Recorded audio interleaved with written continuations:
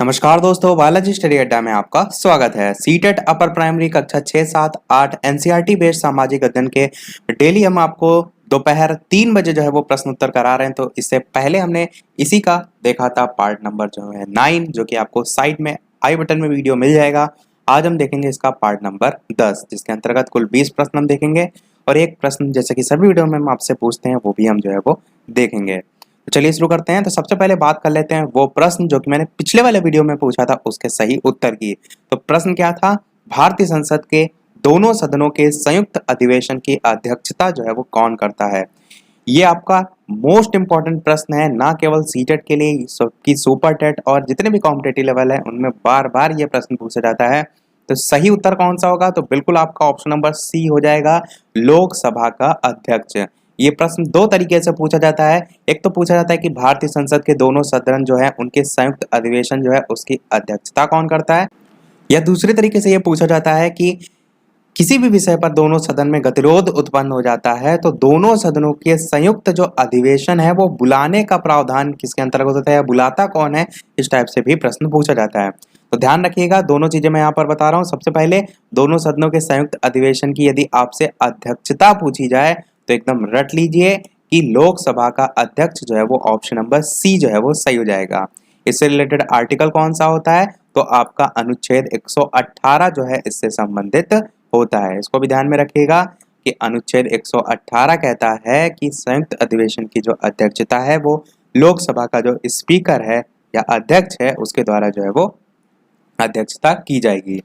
बात करें दूसरे प्रश्न की, जो दूसरा प्रश्न पूछा जाता है कि जो संयुक्त अधिवेशन है इसको बुलाता कौन है, या दोनों सदन में गतिरोध उत्पन्न हो जाता है तो बुलाने का कार्य कौन करता है संयुक्त अधिवेशन को? तो ध्यान रखिएगा आपका राष्ट्रपति तब जो है वो सही हो जाएगा। और इससे संबंधित कौन सा आर्टिकल है? तो आपका अनुच्छेद 108 जो है वो है। 108 और 118 में 10 का डिफरेंस है, तो कोई एक आप ध्यान रख लीजिएगा और दोनों में अंतर आपको ध्यान में रहेगा, इससे दोनों ही आपको याद में रहेंगे। ये जरूर ध्यान रखिएगा कि किसमें आपको राष्ट्रपति टिक करना है, किसमें लोकसभा का अध्यक्ष, क्योंकि जब ऑप्शन में दोनों लिखे होते हैं तब वहां पर आप कंफ्यूज हो जाते हैं। चलिए शुरू कर लेते हैं अब प्रश्न नंबर 1 से। पहला प्रश्न कह रहा है कि निम्नलिखित में से कौन भारत में व्यापक रूप से बोली जाने वाली दूसरी भाषा है? और 4 ऑप्शन दे रखे हैं, अंग्रेजी, हिंदी, उर्दू या तेलुगु। आपको छांटना है कि दूसरे नंबर पर यहाँ पर क्या लिखा है, दूसरी भाषा कौन सी है। इस चीज को ध्यान में रखकर अपना उत्तर जो है यहाँ पर सोचिएगा, अंग्रेजी, हिंदी, उर्दू या तेलुगु। इस प्रकार से 4 ऑप्शन जो है आपको दे रखे हैं। तो चलिए बात करते हैं उत्तर की। तो आपका ऑप्शन नंबर डी तेलुगु जो है वो सही हो जाएगा। तेलुगु ज्यादातर आपका जो आंध्र प्रदेश है उसमें जो है वो बोली जाती है और भारत में इसको सेकंड स्थान या द्वितीय स्थान जो है वो प्राप्त है, इसमें व्यापक रूप से बोली जाने वाली दूसरी भाषा के रूप में। परंतु एक चीज का यहाँ पर यह भी ध्यान रखिएगा कि ऑप्शन में यदि आपको बंगाली लिखा देखने को मिले तब आप तेलुगु को टिक नहीं करेंगे, क्योंकि तब जो है वो बंगाली को जो है दूसरे नंबर पर माना जाता है। यहाँ पर ऑप्शन के अकॉर्डिंग आपका तेलुगु जो है वो सही है, परंतु भारत की दूसरी सबसे ज्यादा बोलने वाली जो भाषा है उसमें बंगाली को जो है वो रखा जाता है। लगभग इसमें 9.72 करोड़ नागरिक जो है वो बंगाली बोलते हैं, ऐसा जो है वो आंकड़ों के अनुसार जो है वो बताया गया है। बढ़ते हैं चलिए अपने अगले प्रश्न 2 की तरफ। दूसरा प्रश्न कह रहा है कि भारत का दक्षिणतम स्थान इंदिरा पॉइंट स्थित है। तो निकोबार द्वीप समूह, जम्मू कश्मीर में, मुंबई में, तमिलनाडु में। इस प्रकार से 4 ऑप्शन है, आपको छांटना है इन चारों में से कौन सा जो है वो सही होगा। ये सभी प्रश्न आपके देखिए सुपर टेट के लिए भी इंपॉर्टेंट हैं, इसके अलावा सीटेट अपर प्राइमरी में भी आते हैं, तो दोनों जगह आपको हेल्प करेंगे। इसलिए मैंने पहले भी कहा था दोनों को साथ में देखते हुए चलिएगा। तो चलिए बात करते हैं उत्तर की कौन सा सही होगा। तो बिल्कुल आपका ऑप्शन नंबर ए निकोबार द्वीप समूह जो है वो हो जाएगा। तो निकोबार द्वीप समूह में जो है ये इंदिरा पॉइंट स्थित है, या जिसे हम कह सकते हैं भारत का दक्षिणतम स्थान इंदिरा पॉइंट जो है वो स्थित है। और निकोबार जो द्वीप समूह है वो बंगाल की खाड़ी में जो है वो स्थित है, ये भी ध्यान में रखिएगा। ऑप्शन में आपको अरब सागर इस टाइप से कंफ्यूज करने का जो है वो पूछा जा सकता है। निकोबार द्वीप समूह से रिलेटेड ये भी प्रश्न पूछा जाता है कि इस द्वीप समूह की सबसे ऊंची चोटी कौन सी है। इस द्वीप समूह की सबसे ऊंची चोटी जो है वो सैंडल पीक है। ये भी नाम इसका जो है आपको ऑप्शन में काफी बार देखने को मिलता है, सैडल। यहाँ पर माउस से मैं लिख रहा हूँ इसलिए लिखते नहीं बन रहा है। सैडल पीक जो है आपका ध्यान में रखिएगा, इसकी सबसे ऊंची चोटी, और इसकी ऊंचाई लगभग 730 मीटर तक जो है वो मानी जाती है। लगभग इसलिए क्योंकि अलग अलग जगह आपको अलग अलग लिखी देखने को मिलती है, तो 730 मीटर आपका हो जाएगा। बढ़ते हैं अपने अगले प्रश्न 3 की तरफ कि राष्ट्रीय आंदोलन में उग्रवाद की समयावधि निम्नलिखित में से क्या है। 4 ऑप्शन है, आपको छांटना है कौन सा सही होगा। ऑप्शन ए, बी, सी या डी।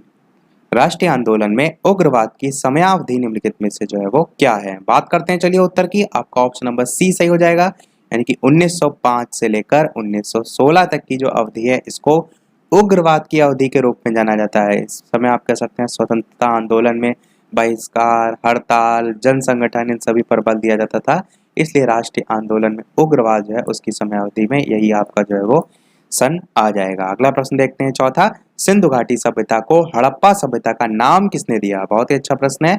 4 ऑप्शन है, आपको बताना है इन चारों में से कौन सा सही होगा। सिंधु घाटी सभ्यता को हड़प्पा सभ्यता का नाम जो है वो किसने दिया।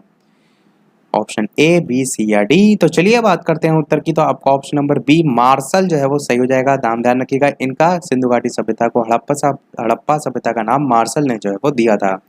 अगला प्रश्न देखते हैं पांचवा, सल्तनत काल में बाहरी सीमाओं के विस्तार का कार्य इनमें से किस शासक ने किया। कुतुबुद्दीन ऐबक, शमसुद्दीन, इल्तुतमिश, गयासुद्दीन बलबन या अलाउद्दीन खिलजी। 4 ऑप्शन है, आपको बताना है कि जो बाहरी सीमाएं हैं सल्तनत काल में उसके विस्तार का कार्य इनमें से किस शासक ने किया। और डेली मैं यहाँ पर केवल और केवल 20 प्रश्न कराता हूँ, तो कोशिश किया करिए कि एक दिन में 20 प्रश्न देख अवश्य लिया करिए। मैंने देखा है काफ़ी बार जो है वो लोग देखते हैं, किसी दिन ज़्यादा देख रहे हैं, किसी दिन कम देख रहे हैं, तो ये सारी चीज़ें नहीं होनी चाहिए। कोशिश कीजिए, टाइम भी यहाँ पर फिक्स है दोपहर 3 बजे, तो जब आप डेली डेली देखते रहेंगे 20 प्रश्न, और कोशिश ये भी किया करिए लाइव देखने की, ताकि ज़्यादा इंटरेस्ट आपको आए। आप लाइव कमेंट करके उत्तर बताएंगे तो और आपको अच्छा जो है वो लगेगा। केवल 20 ही प्रश्न होते हैं ताकि आप बोर ना हो। तो चलिए अब बात करते हैं उत्तर कौन सा सही होगा। तो बिल्कुल आपका option number D Alauddin Khilji जो है वो सही हो जाएगा। तो ध्यान रखिएगा, अलाउद्दीन जो खिलजी है, इनके शासनकाल के दौरान जो दिल्ली सल्तनत है उसने सैन्य अभियान जो है वो चलाया था। उद्देश्य क्या था उसका, जो बाहरी सीमाएं हैं उनका विस्तार करना, और यही आपका ऑप्शन में यानी कि प्रश्न में जो है वो पूछा गया था। अगला प्रश्न देखते हैं छठा, अलबरूनी किसके समय भारत आया था। महमूद गजनवी, बलबन, फिरोज तुगलक या इब्राहिम लोदी। तो 4 ऑप्शन है, आपको बताना है कि अलबरूनी जो है वो किसके समय भारत आया था। ऑप्शन ए, बी, सी या डी। चलिए बात करते हैं उत्तर की कौन सा सही होगा। तो बिल्कुल यहाँ पर आपका option number A Mahmud Ghaznavi जो है वो सही हो जाएगा। तो अलबरूनी महमूद गजनवी के समय भारत आया था। अगला प्रश्न देखते हैं सातवां, अल्टामीरा गुफा जो है वो कहाँ स्थित है। 4 ऑप्शन है, तंजानिया, इटली, दक्षिणी फ्रांस या स्पेन। आपको बताना है इन चारों में से कौन सा सही होगा। तो चलिए बात करते हैं उत्तर की कि इन चारों में से कौन सा सही होगा। तो आपका ऑप्शन नंबर डी यानी कि स्पेन जो है वो सही हो जाएगा। तो अल्टामीरा गुफा जो है वो स्पेन में स्थित है, और ये जो है वो छत पर जो अपने चित्र हैं उसके लिए जो है वो प्रसिद्ध है, ये भी ध्यान में रखिएगा। अगला प्रश्न देखते हैं आठवां कि कारागम धार्मिक लोक नृत्य संबंधित है। केरल, तमिलनाडु, आंध्र प्रदेश या कर्नाटक। आपको बताना है इन चारों में से कौन सा सही होगा। वीडियो पसंद आ रहा हो तो लाइक भी उड़ाते रहिएगा, ज़्यादा से ज़्यादा लाइक कीजिए, वीडियो को शेयर कीजिए ताकि ज़्यादा से ज़्यादा लोग देखें, मुझे भी अच्छा लगे और मैं आपके लिए ऐसे अच्छे अच्छे प्रश्न जो है वो लाता रहूँ। चैनल पर नया हो तो सब्सक्राइब भी जरूर कीजिएगा ताकि आगे आने वाले वीडियो आपसे बिल्कुल मिस ना हो और आपकी प्रैक्टिस जो है लगातार होती रहे। बात करते हैं उत्तर की कौन सा सही होगा। तो आपका ऑप्शन नंबर बी तमिलनाडु बिल्कुल सही हो जाएगा। कारागम धार्मिक लोक नृत्य जो है वो तमिलनाडु राज्य से जो है वो संबंधित है। अगला प्रश्न 9 देखते हैं। अगला प्रश्न कह रहा है नवा कि माध्यमिका सूत्र के प्रतिपादक जो है वो कौन थे। माध्यमिका सूत्र के प्रतिपादक पूछा गया है और 4 ऑप्शन दिए गए, असंख्य, विश्वामित्र, वसुमित्र या नागार्जुन। आपको बताना है कौन सा जो है वो सही होगा। ऑप्शन ए, बी, सी या डी। लगभग 5 सेकंड का समय हम सभी जो है वो प्रश्न में दे रहे हैं। चलिए बात करते हैं उत्तर की। आपका ऑप्शन नंबर डी नागार्जुन जो है वो सही हो जाएगा। नागार्जुन जो है वो राजा जो कनिष्क थे उसके दरबारी थे और भारत का आइंस्टीन के रूप में भी जो है इन्हें जाना जाता है। इनकी पुस्तक कौन सी थी, तो माध्यमिका सूत्र थी। इसकी रचना में इन्होंने सापेक्षता सिद्धांत का प्रतिपादन जो है वो किया था। इसी माध्यमिका सूत्र के अंतर्गत इन्होंने सापेक्षता सिद्धांत का प्रतिपादन भी जो है वो किया था। अगला प्रश्न देखते हैं 10वां, निम्नलिखित में से कौन सा शहर पांड्य की राजधानी जो है वो थी। पुहार, उरेयूर, मदुरई या वज्जी। इस प्रकार से 4 ऑप्शन है, आपको छांटना है कि निम्नलिखित में से कौन सा शहर पांड्य की राजधानी जो है वो थी। बात करते हैं उत्तर की कौन सा सही होगा। तो आपका बिल्कुल यहाँ पर ऑप्शन नंबर सी मदुरई जो है वो सही हो जाएगा। ऑप्शन नंबर सी मदुरई जो है वो पांड्य जो है इसकी राजधानी थी। और ये तमिलनाडु में जो वैगई नदी है उसके तट पर भी जो है वो स्थित है। ये ध्यान रखिएगा, इसका स्थान भी कि तमिलनाडु में वैगई नदी के तट पर जो है वो स्थित थी।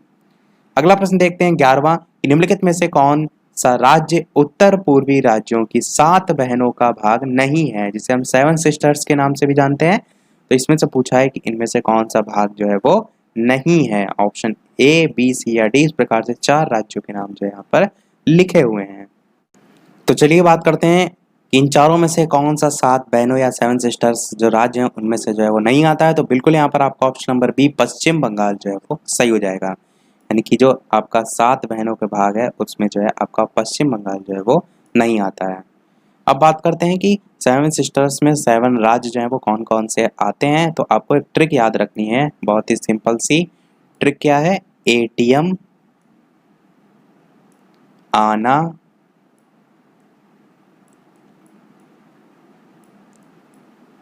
एटीएम, आना, मम्मी। इस टाइप से ध्यान में रखिएगा।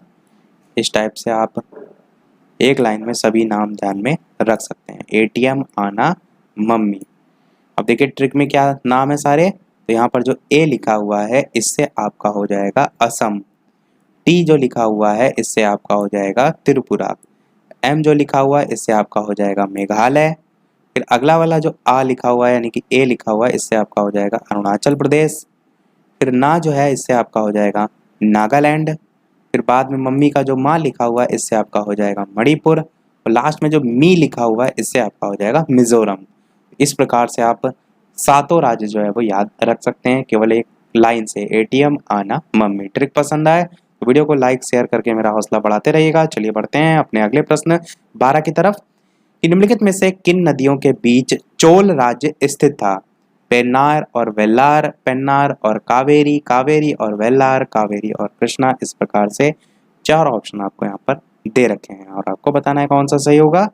तो चलिए बात करते हैं उत्तर की, कौन सा सही होगा। तो बिल्कुल आपका ऑप्शन नंबर ए पेन्नार और वेल्लार जो है वो सही हो जाएगा। ऑप्शन नंबर ए। प्रश्न में क्या कह रहा था? निम्नलिखित में से किन नदियों के बीच चोल राज्य स्थित है? तो आप कह सकते हैं जो चोल राज्य है वो पेन्नार और वेल्लार जो नदियां हैं उनके बीच पांड्य राज्य जो है उसके उत्तर पूर्व में जो है वो स्थित था। और जो चोल राज्य है जो कि आपका प्रश्न में लिखा हुआ है इसी को चोला मंडलम के नाम से भी जाना जाता था। चोला मंडलम के नाम से। बढ़ते अपने अगले प्रश्न 13 की तरफ कि पूना पैक्ट किस किस के मध्य जो है वो हुआ था। तो 4 ऑप्शन दे रखे हैं, आपको बताना है पूना पैक्ट किसके किसके मध्य जो है वो हुआ था। ऑप्शन ए, बी, सी या डी। तो चलिए बात करते हैं उत्तर की। आपका ऑप्शन नंबर डी अंबेडकर और गांधी जो है वो बिल्कुल सही हो जाएगा। ध्यान रखिएगा पूना पैक्ट अथवा इसी को हम पूना समझौता के नाम से भी जो है वो जानते हैं, ये भीमराव अंबेडकर और महात्मा गांधी जो है इनके बीच हुआ था। पुणे की जो यरवदा सेंट्रल जेल थी उसमें हुआ था। अब बात करें कब हुआ था तो सन भी ध्यान रखिएगा। 24 सितंबर 1932 में जो है वो हुआ था। ये जो है इसका सन था, इसको ध्यान में रखिएगा। पढ़ते हैं अपने अगले प्रश्न 14 की तरफ। प्रश्न आपका कह रहा है कि निम्नलिखित में से किसने भारत में टेलीग्राफ और डाक व्यवस्था जो है वो शुरू की थी? लॉर्ड विलिंगटन ने, लॉर्ड डलहौजी ने, वॉरेन हेस्टिंग्स ने या कॉर्नवालिस ने? किसने भारत में टेलीग्राफ और डाक व्यवस्था जो है वो शुरू की थी? बहुत ही अच्छा प्रश्न है, इंपॉर्टेंट है, ध्यान रखिएगा। डायरेक्ट डाक व्यवस्था करके भी काफी बार ये प्रश्न जो है वो पूछा जा चुका है। तो चलिए बात करते हैं उत्तर की, कौन सा सही होगा। तो बिल्कुल यहाँ पर आपका option number B lord Dalhousie जो है वो सही हो जाएगा। 1847 में भारत के जो है वो गवर्नर जनरल थे। इनके शासनकाल के दौरान टेलीग्राफ और डाक व्यवस्था ये दोनों ही जो है वो भारत में स्थापित जो है वो की गई थी। और सड़क परिवहन और संचार विकास के संबंध में ऑप्शन देखने को मिले तो वो भी ध्यान रखिएगा। इन्हीं के समय में उल्लेखनीय कार्य सड़क परिवहन में भी और संचार संबंधी में भी जो है वो हुआ था विकास। अगला प्रश्न देखते हैं 15 कि गायत्री मंत्र जो है उसका संबंध जो है वो किससे है? सामवेद, यजुर्वेद, ऋग्वेद, अथर्ववेद। इस प्रकार से 4 ऑप्शन है, आपको बताना है इन चारों में से कौन सा जो है वो सही होगा। ऑप्शन ए, बी, सी या डी। तो चलिए बात करते हैं उत्तर की, कौन सा सही होगा। तो बिल्कुल आपका ऑप्शन नंबर सी ऋग्वेद जो है वो सही हो जाएगा। तो ऋग वैदिक काल में जो गायत्री मंत्र है इसका प्रयोग सविता नामक देवता जो है उनके लिए जो है वो किया गया था। आपका ऑप्शन सी जो है वो हो जाएगा। अगला प्रश्न देखते हैं 16 कि सिपाही विद्रोह और 1857 के विद्रोही निम्नलिखित में से किसके द्वारा जो है वो लिखा गया था। चार ऑप्शन दे रखे हैं, आपको बताना है इन चारों में से कौन सा सही होगा।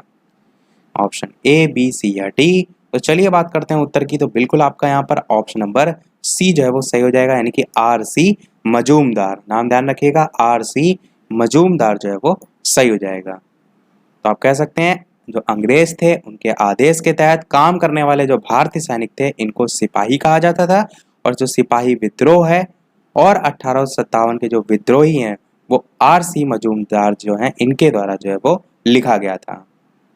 बढ़ते हैं अपने अगले प्रश्न 17 की तरफ कि कौन सा विटामिन खाना पकाने के क्रम में नष्ट हो जाता है। चार ऑप्शन है, विटामिन ए, सी, डी या बी। आपको बताना है कौन सा विटामिन खाना पकाने के क्रम में नष्ट हो जाता है। चार ऑप्शन दे रखे हैं, आपको बताना है कौन सा सही होगा। बात करते हैं उत्तर की, तो आपका विटामिन सी जो है वो सही हो जाएगा। तो विटामिन सी जो है इसका रासायनिक नाम आपसे यदि पूछा जाए तो एस्कॉर्बिक एसिड, ध्यान में रखिएगा।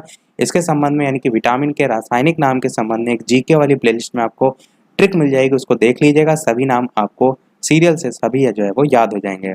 तो विटामिन सी जो है इसका रासायनिक नाम होता है एस्कॉर्बिक एसिड। इसकी कमी से कौन सा रोग होता है, तो स्कर्वी नामक रोग जो है वो इसकी कमी से होता है।